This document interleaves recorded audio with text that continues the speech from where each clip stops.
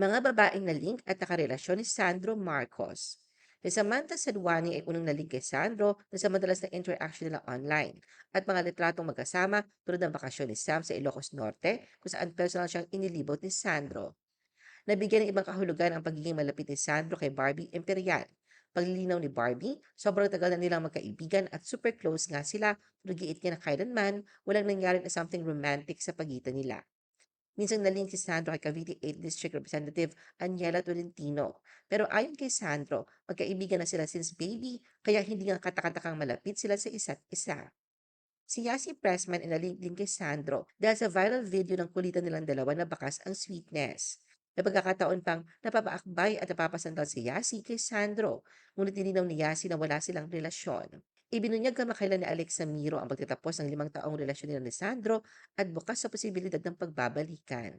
Si Frankie Russell ay nalink noon kay Sandro at tinutulong ngayon ni Alexa na siyang third party. Sa ngayon, mainit na iniuugnay si Kailin Alcantara na sinasabing bagong laman ng puso ni Sandro.